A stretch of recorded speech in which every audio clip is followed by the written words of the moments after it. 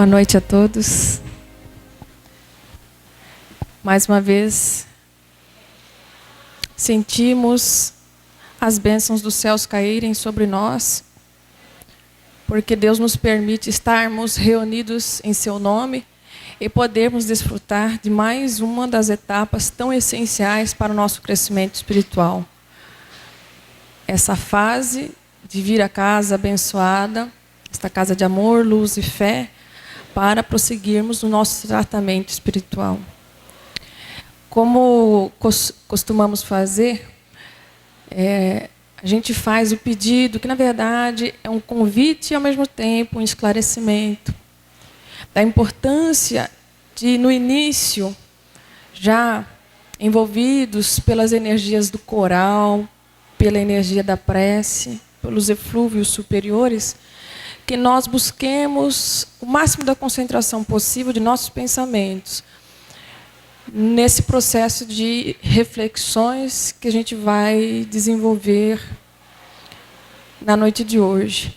Isso é importante que a gente se vigie, não deixe os pensamentos se perderem demais, porque a gente não pode esquecer que a espiritualidade, mesmo que de repente o que está sendo dito aqui não está legal, a espiritualidade usa este momento em que nós estamos aí sentados para nos tratar.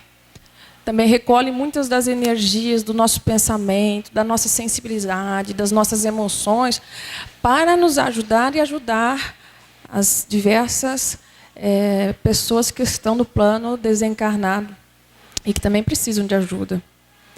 Então, não nos esqueçamos também dessa nossa necessária postura de recebedores das bênçãos desses espíritos que nunca nos abandonam, mas que também precisam da nossa contrapartida. Já muito bem elucidado no livro psicografado pelo Divaldo Franco, Vitor Hugo é o Espírito, em Sublime Expiação. As obras de André Luiz já nos mostram o imenso trabalho, de Emmanuel também, o imenso trabalho que é feito nos bastidores, vamos dizer assim, em relação aos nossos olhos. A gente não vê, mas se pudesse ver, veríamos coisas incríveis. Grandes transformações, grandes tratamentos. Então fica o convite em nome de toda essa dedicação amorosa e gratuita da espiritualidade em relação a nós. Hoje nós vamos começar fazendo as nossas reflexões de maneira sempre despretensiosa, e sempre também realçando a necessidade de que às vezes eu trago para vocês um exemplo idiota, que infelizmente é o que a minha condição limitada me permitiu pensar. E a gente pode dizer, mas eu nunca vivi uma situação assim. Entretanto, não é esse o objetivo. O objetivo é nos fazer pensar, quando a gente for refletir um determinado capítulo do Evangelho, e nesse sentido, que nós façamos desse momento um momento de autotratamento, um momento de autoestudo. Porque a doutrina espírita, quando surge para nós, ela tem essa importância que às vezes a gente se perde um pouco. É importante estudar? É. Mas a doutrina espírita ela tem esses dois vieses importantes da gente relembrar aqui, que é o viés teórico, mas também, como em outras ciências, é o viés prático. Então, a gente tem, por exemplo, ciências naturais. Então, a gente tem a ciência teórica e a gente também tem a ciência aplicada. No Espiritismo não é diferente. Nós temos a doutrina espírita teórica, que todos nós começamos estudando quando descobrimos essa doutrina e vamos estudar até o final das nossas vidas e além. Porém, não vamos nos esquecer que essa teoria toda, ela tem que ter esse enfoque importante para nós, que é a teoria aplicada. Mas não é aplicada à vida do vizinho, é aplicada às nossas existências. Portanto, é essencial que nós sejamos os nossos próprios médicos desse ponto de vista. E como a gente o fará para a gente compreender esse capítulo que a gente vai refletir hoje? Sendo os estudiosos das nossas próprias vidas à luz dessa doutrina abençoada. Então, a gente continua estudando a vida toda, a gente vem nesses momentos maravilhosos em que são feitas trocas de ideias, trocas de energias, mas não nos esqueçamos. A nossa postura essencial nessas oportunidades encarnatórias é a postura daquele que vai estudar a própria vida, vai estudar a doutrina aplicada às nossas próprias más e boas tendências, para que a gente possa fazer as transformações necessárias. Porque quando a gente lê na Bíblia, aquela passagem em que Jesus vai e faz aquele sermão da montanha, em que fala dos bem-aventurados, bem-aventurados os mansos, bem-aventurados os puros de coração, nós observamos algumas coisas interessantes. Por exemplo, quando você diz o paciente, o manso, tudo isso a gente compreende como sendo virtudes. Só que daí Jesus nos diz assim, bem-aventurados os aflitos, como assim? Como é que eu vou compreender isso como algo bom, algo virtuoso? Porque eu consigo entender que se eu for manso, se eu for paciente, tudo isso são virtudes. E Jesus falava das melhores qualidades possíveis para nós. Agora, falar de aflição, falar de certa forma de sofrimento, aí complica um pouco. Da onde ele tirou que isso é bom? Bem-aventurados os aflitos, porque serão consolados. Então, esse capítulo 5, a gente lê o enunciado, bem-aventurados os aflitos, mas vamos nos lembrar o que vem depois. Bem-aventurados os aflitos, porque serão consolados. E quando a gente começa a pensar nessa sentença que Jesus nos expõe, a gente enxerga que ele está nos dizendo, olha, faz parte, um dia vocês vão entender por quê, Jesus falando para nós, não é? Porém, por enquanto, vamos aceitar, vamos nos resignar. Vai chegar uma hora que nós vamos receber a ajuda necessária. Ela não deixa de vir porque Deus não nos abandona. Então, nós seremos consolados. Então, isso para de ser um problema para nós, porque às vezes, a gente vai ver ao longo das nossas reflexões, que surgem problemas de dia a dia, surgem problemas às vezes mais graves que a gente vem arrastando e de repente explode, culmina, a casa cai, parece que o mundo está desabando na nossa cabeça. E aí a gente fica desesperado e fica imaginando, meu Deus, quando é que isso vai acabar? Quando é que esse sofrimento tem prazo? E alguns deles não tem não, aparente. E aí vem o desespero. Só que veja a sentença explícita de Jesus. O que é interessante do mestre é que ele era sempre muito conciso, como de fato ainda o é. Sempre muito conciso, sempre muito objetivo, mas as suas palavras extremamente profundas. Na verdade, a gente não tem condição de trabalhar todas as reflexões desse capítulo, mas a gente vai buscar trabalhar essa questão de que ele nos dá a certeza de que, olha, vai ficar tudo bem. E depois a gente lembra de vários espíritos excelsos que já nos disseram isso de certa forma, nos relembrando o seguinte, fica tranquilo, tudo passa. Às vezes até o que é bom passa. É bom que o que seja bom também passe. Porque senão não nos permitiria sairmos das nossas condições para evoluirmos e ir além. Mas tudo passa.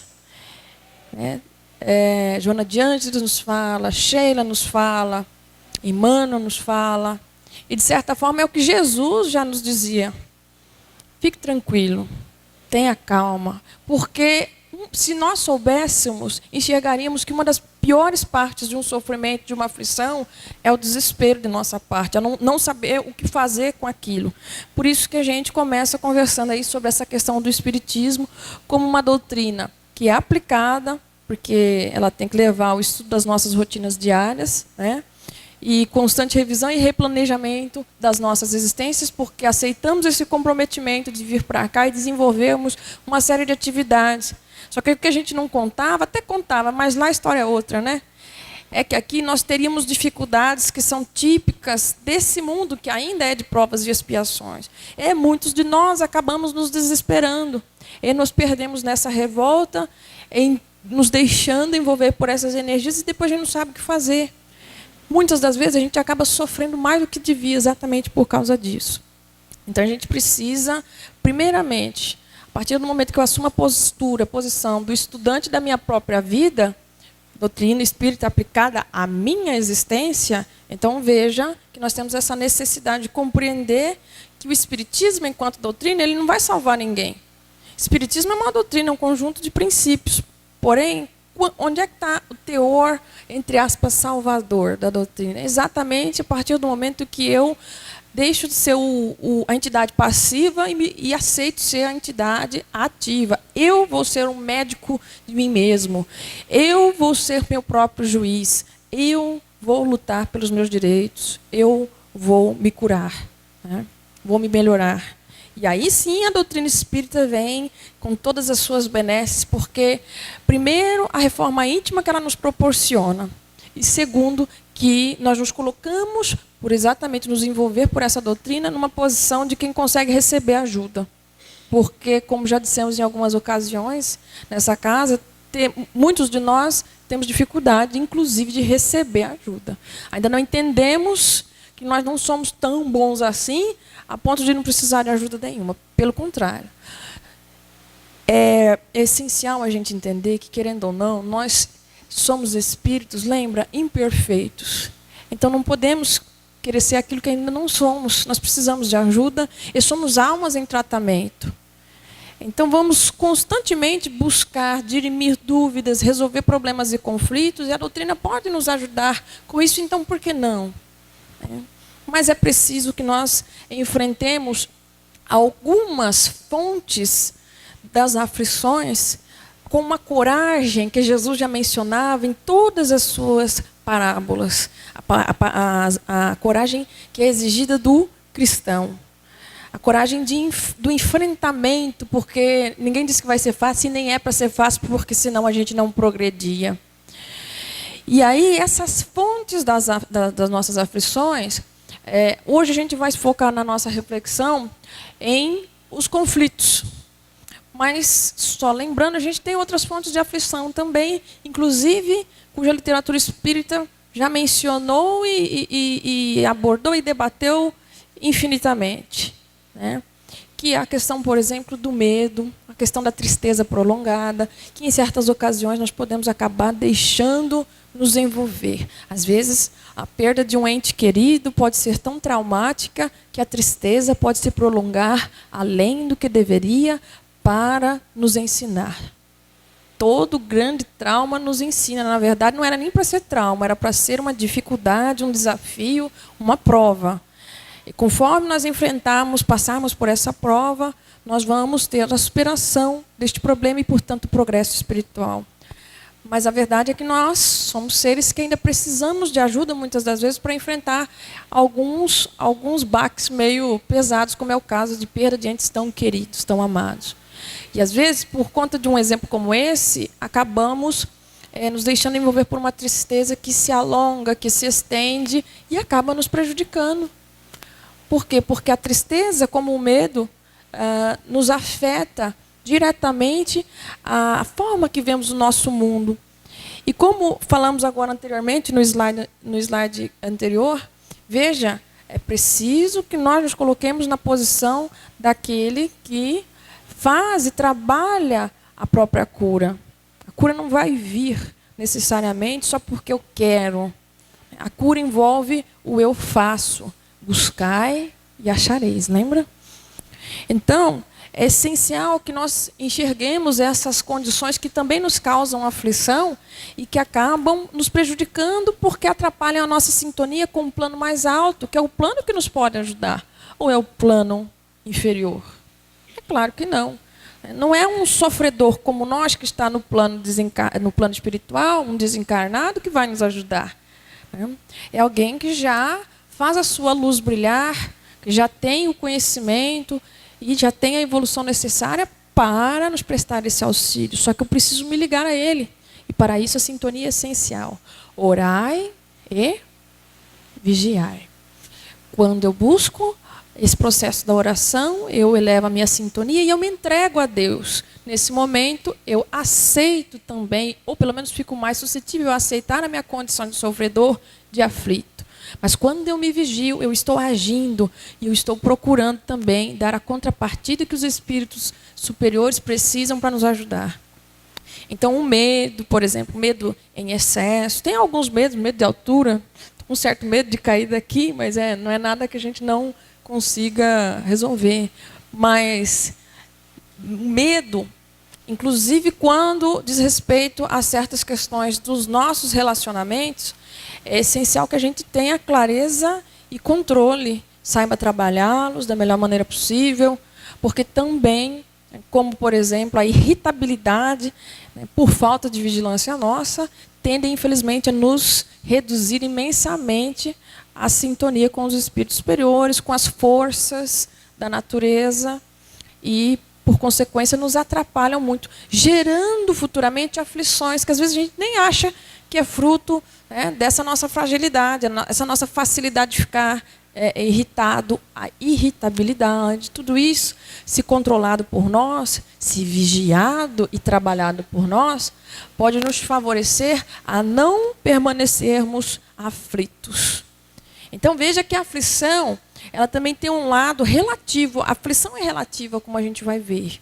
Mas primeiro vamos observar uma das fontes das nossas aflições, que provavelmente é a fonte principal na nossa condição evolutiva. Veja que Joana de Ângeles nos traz essa seguinte observação sobre os conflitos, em seu livro Momentos de Saúde, psicografado pelo Divaldo Pereira Franco.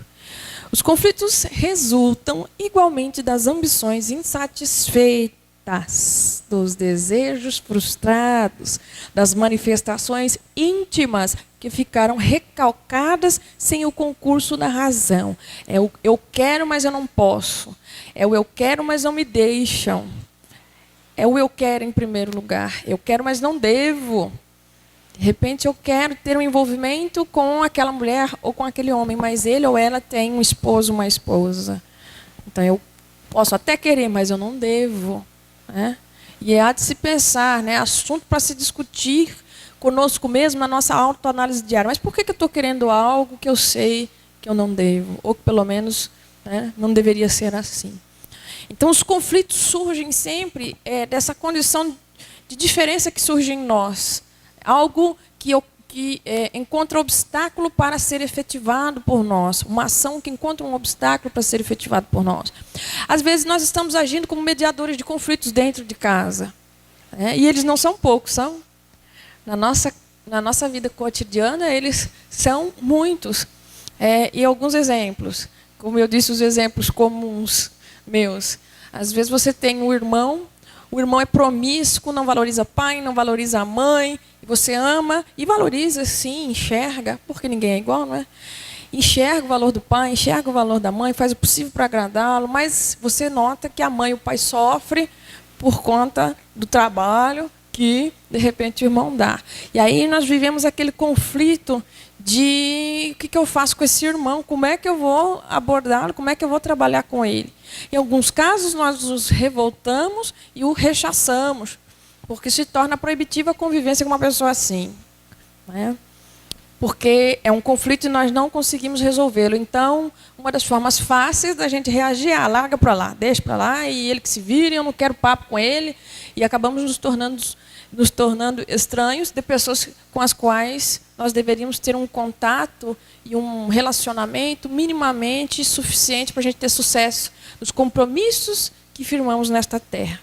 Não estou dizendo aceitar aquilo que vão contra os nossos princípios, mas há de se observar, meus irmãos, que muitas das vezes a saída mais fácil é desistir. Por quê? Porque a gente tem e vivencia conflitos e não consegue fazer o enfrentamento devido desse conflito. E nós estamos acostumados, não somente nessa, mas também de outras várias encarnações passadas, a fazer isso, a desistir. Quando a gente vai vivendo, e chega um momento que encontra aquela situação, aquela circunstância difícil que até então eu não conhecia. É mais fácil desistir.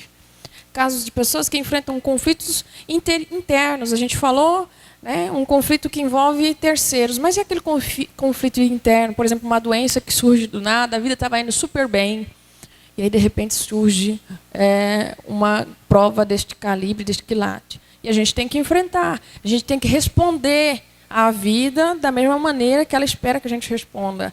É um conflito. E eu preciso ser o intermediador desse meu próprio conflito. Eu tenho que tentar trabalhá-lo dentro de mim, enfrentá-lo. Isso vai me exigir muita coragem. Mas veja de onde vem, segundo Joana de Ângeles. Às vezes a gente determina uma ambição, mas ela não está do jeito que a gente quer. Eu queria tanto uma casa na praia, mas acabou que não deu para eu arranjar uma casa na praia, eu moro na favela, é o que eu consegui, lutando muito a minha vida toda. Então, às vezes, a gente tem uma ambição, a gente tem uma meta para a vida. Em relação a nossas conquistas, boa parte delas não são de cunho espiritual, são de cunho material, não um material físico concreto, um material voltado apenas para este momento existencial. Né? Eu quero ser o fulano de tal, porque assim todo mundo me respeita. Grande porcaria. Né? E será que eu me respeito? Será que eu valorizo e eu compreendo com clareza, segundo a minha própria consciência, o valor que eu tenho para o universo? Então, há uma diferença entre essas conquistas. E quando a gente se envolve muito com conquistas que são apenas para suprir as nossas necessidades dessa existência, várias vezes a gente se frustra, lá as frustrações que a Joana nos observa.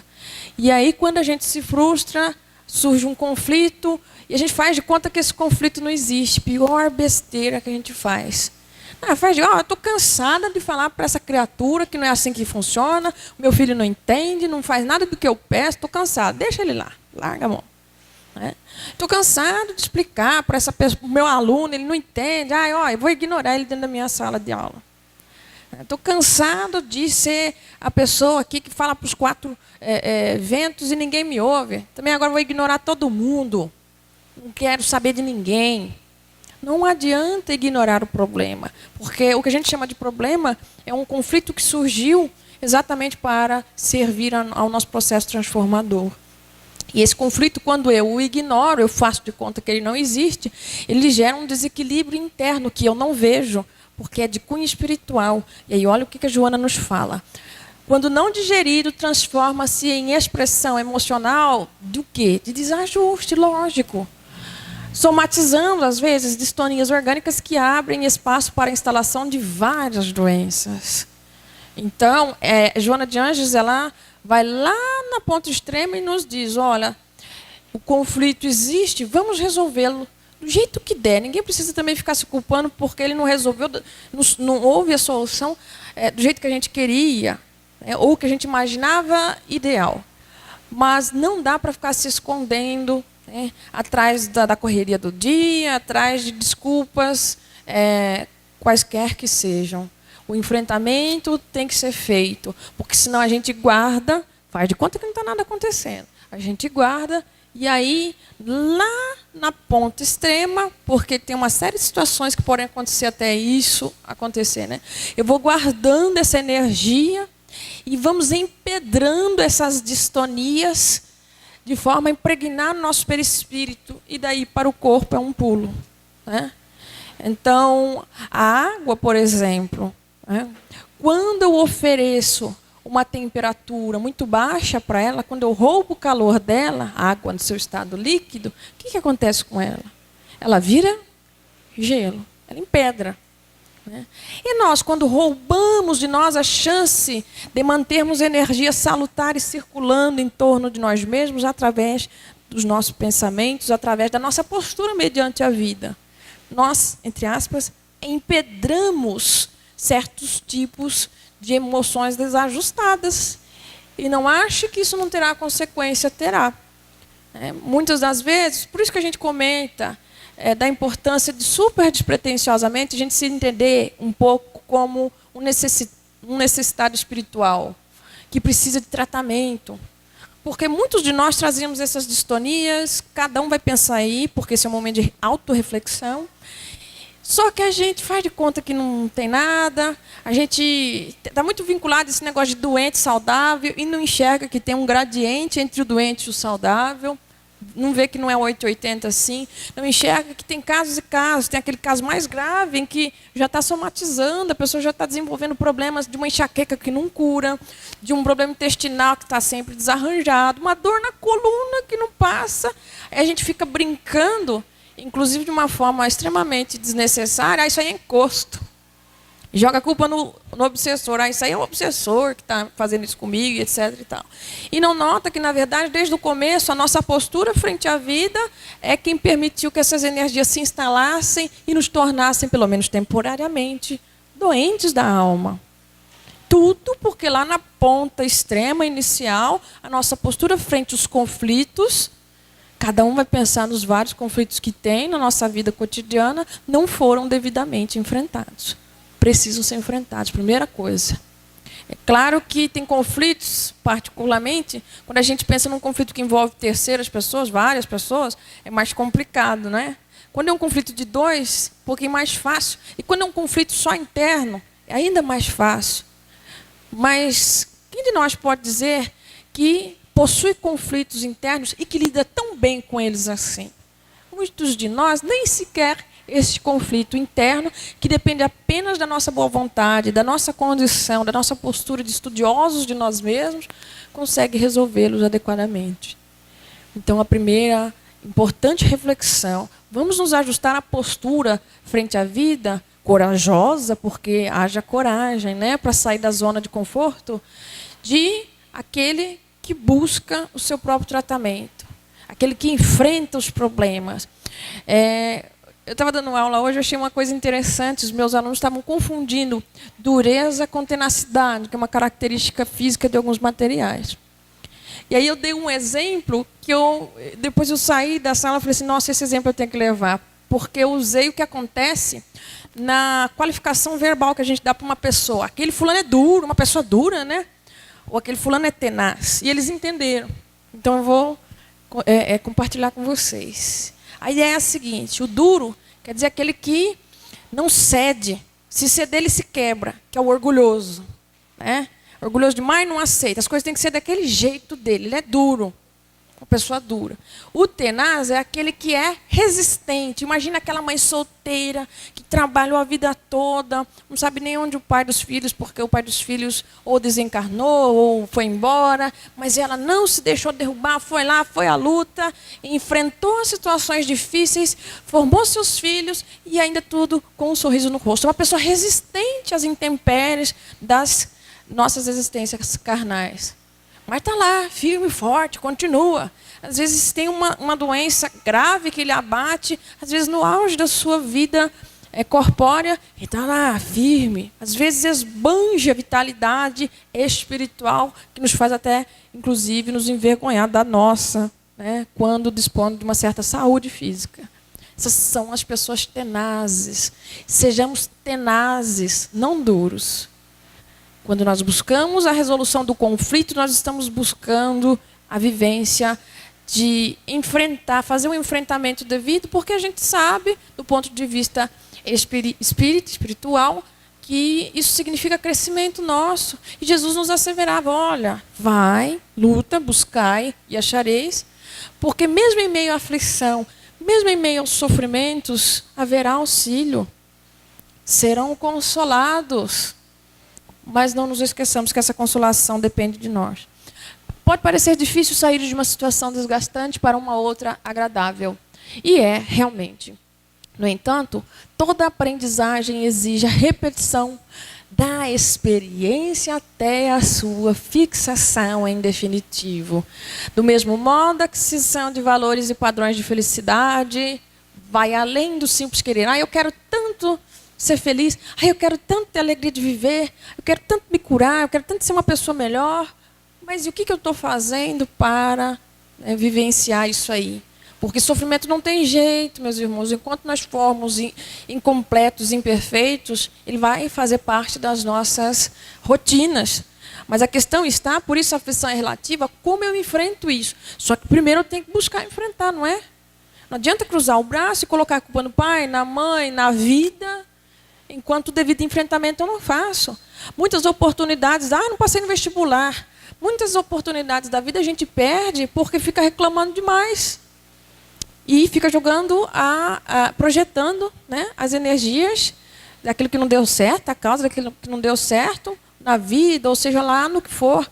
E, enquanto isso, as outras oportunidades que de repente estavam sendo preparadas para efetivamente nos transformar, passam. Espera aí, vamos lembrar que é pela fixação. Eu sei que em educação a gente tem várias teorias novas, importantes, mas não vamos deixar de lado, aliás, a questão da repetição, não. Porque isso não deixou de existir só porque novas possibilidades de aprendizado surgiram. Eu ainda preciso repetir a lição até conseguir consolidá-la. Não adianta eu querer dar uma de doido e aprender uma determinada lição uma vez só. Você vai ver que daqui a pouco vai acontecer alguma situação para te testar isso. Então, eu tenho que saber sofrer também. Por isso que a aflição ela é relativa. Porque tem o bem e o mal sofrer que nos é observado neste capítulo do Evangelho.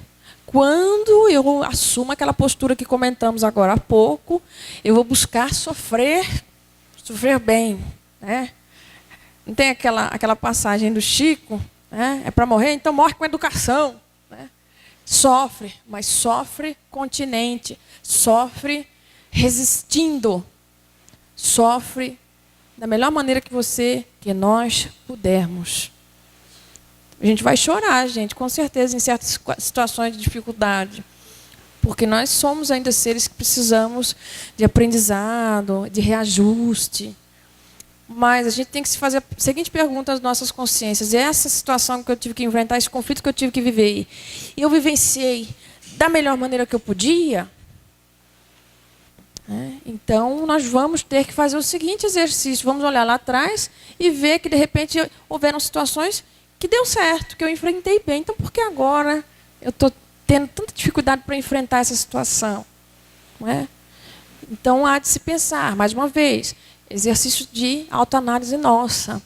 Então, a gente vai ver no final que nós temos que enxergar que nós temos muito mais motivos para saudar a providência divina, agradecer a ela e, portanto, nos resignar, ou seja, aceitar estes conflitos que vivenciamos, buscando fazer o nosso melhor, do que ficar revoltados.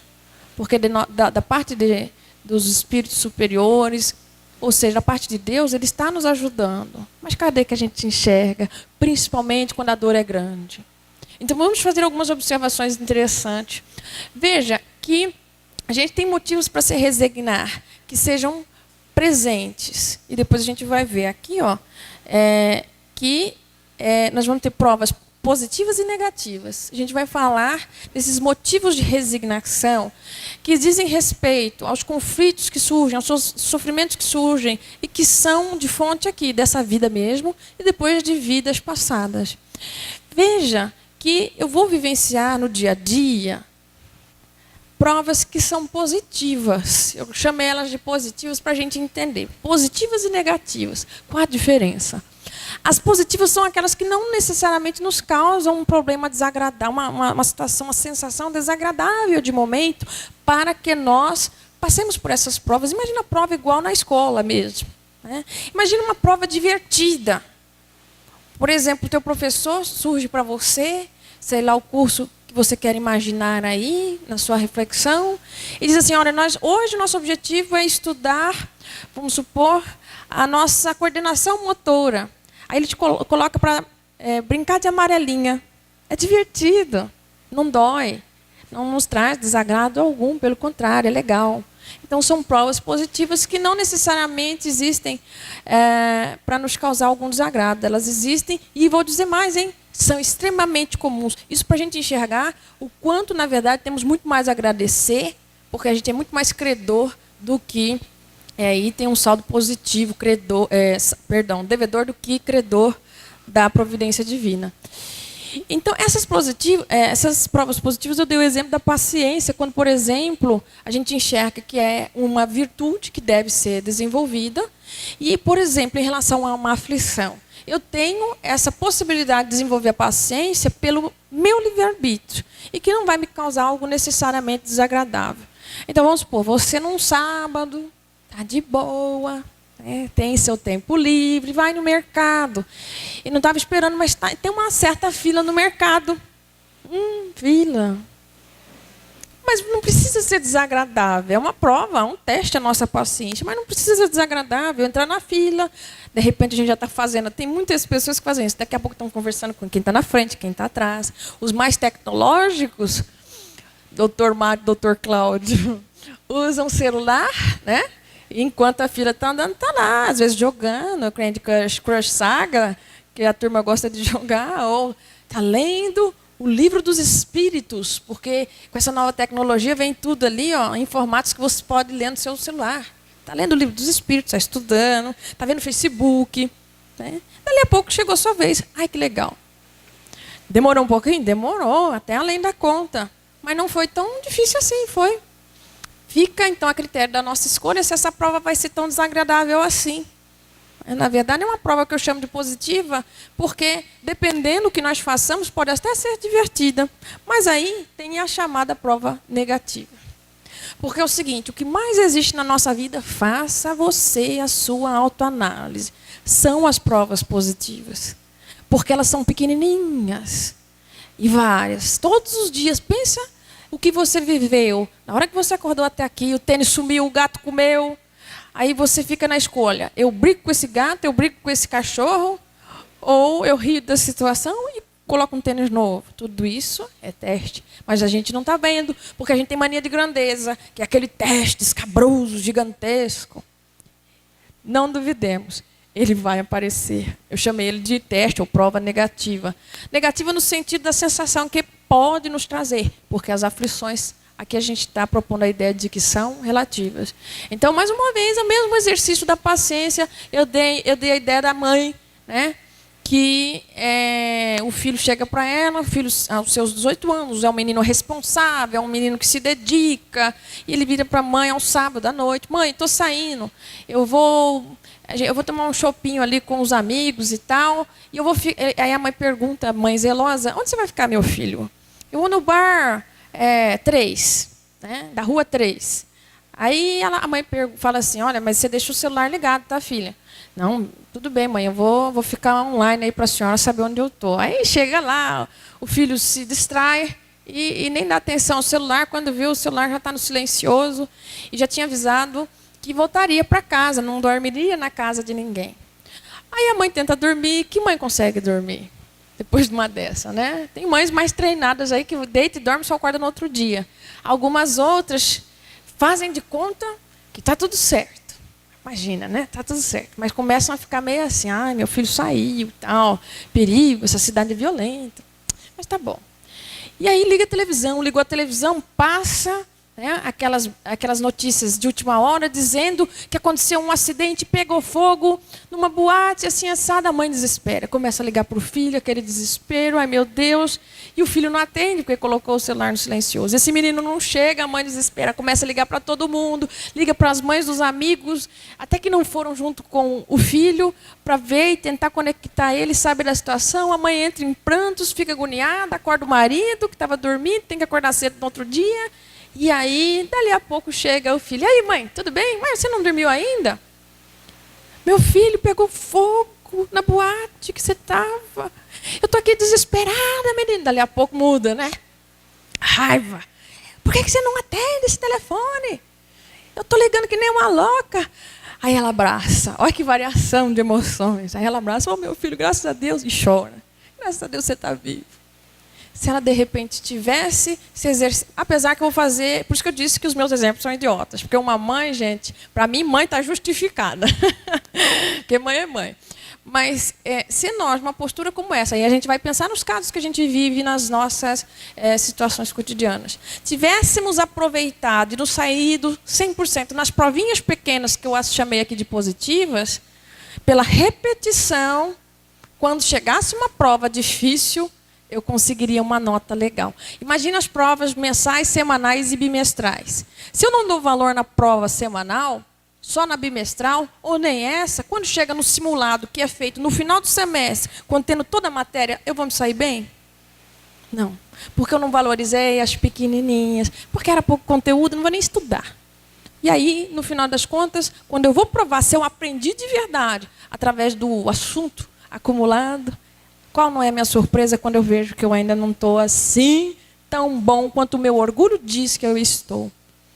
Então, na verdade, nós somos muito mais devedores da providência divina do que credores, porque estamos tendo, desde o dia que nascemos, desde o dia que decidimos voltar a este plano encarnatório, infinitas possibilidades de crescimento.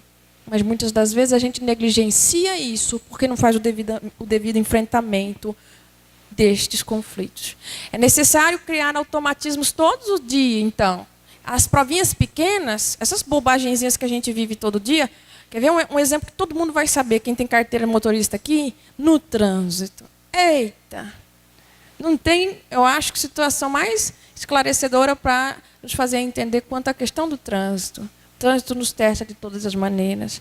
É alguém que não dá o sinal, alguém que está na direita, quer virar à esquerda, atravessa na sua frente, te fecha. É um desavisado que atravessa fora de faixa e a gente tem que respeitar. E olha lá, hein? Se não fizer mesmo fazendo tudo certo, se atropelar alguém, você ainda acaba sendo culpabilizado, segundo a lei, dependendo da situação aí. Então, tudo isso nos testa muito. A gente fica tenso, nervoso, às vezes se irrita, às vezes perde o equilíbrio por completo. Mas, tudo bem, bola para frente, vamos tentar de novo. Amanhã nós teremos outra oportunidade quando tivermos que dirigir de casa para o trabalho. São as provas pequenas. Não desvalorizemos-las. Quando a gente fala das causas das aflições passadas, essas são as presentes. A gente tem aflições porque, de repente, não faz um enfrentamento legal do conflito como deveria. Né? Mas a gente também tem as causas passadas, e não só no Evangelho segundo o Espiritismo, mas também em obras complementares, como Emmanuel, André Luiz. Está claro que a gente não pode ficar projetando tudo que acontece aqui na vida passada. Hoje eu estou com esse marido difícil aí, por quê? Né? É karma. Muitas das vezes é simplesmente escolha. Richard Simonetti, em O Plano B, nos dá um exemplo, um caso, né, um estudo de caso, que mostra que tem coisa aí casamento que a gente acha que a gente está sofrendo porque é de vida passada. Não é, porque escolheu aquilo que não deveria escolher, em relação, por exemplo, ao que estava previamente estabelecido. De repente veio para casar com fulano, casou com ciclano, escolheu. Aí, se houver um sofrimento, porque é natural, como resultado de conflitos que surgem quando existem antipatias, que no começo não aparecem, depois a gente quer projetar isso lá atrás. E muitas das vezes não é. É simplesmente resultado de uma causa anterior nesta mesma existência. A minha escolha. Né? Então, não posso ficar aí culpando o passado. Além disso, veja... E isso está previsto também no Evangelho, tá? Não há quem apenas veio para pagar contas. É uma postura também muito inadequada nossa, achar que tudo que a gente sofre aqui é porque tem que ser assim, é de outra vida. Então, cadê o nosso livre-arbítrio? Para que serve isso? Cadê minha segunda chance? Não, meus irmãos. Nós temos condições infinitas de atenuar problemas, tendências menos felizes que trazemos, como resultado de automatismos de outras vidas. Mas isso depende da nossa escolha, isso depende de como a gente passa por essas pequenas provas do nosso dia a dia, não é? E qual de nós se dedica efetivamente a tirar 10, ou pelo menos um 8, um 7 nessas provas todos os dias? Qual de nós faz essa autoanálise necessária para que, inclusive, os nossos espíritos orientadores que trabalham conosco, que são verdadeiros parceiros, talvez até são mentores, né? Então são orientadores nossos. Lembra um pouco a função de pai e mãe. E eles querem nos ajudar, mas nós não damos acesso a eles, porque a gente se esquece que tudo aqui é responsabilidade minha. A individualidade, a conta, vem para mim. Então eu preciso me dedicar, dar essa contrapartida, senão não vai aparecer luz no fim do túnel. Se fosse assim, tudo veio de outra vida, quantas vezes a gente vem, às vezes até programar, em outra vida, porque fez, né, elaborou este plano, veio preparado para, por exemplo, durante uma determinada fase da vida, perder a perna. E aí, quantos casos já não nos foram descritos na própria literatura espírita de que o bem pode cobrir uma multidão de pecados, lembra?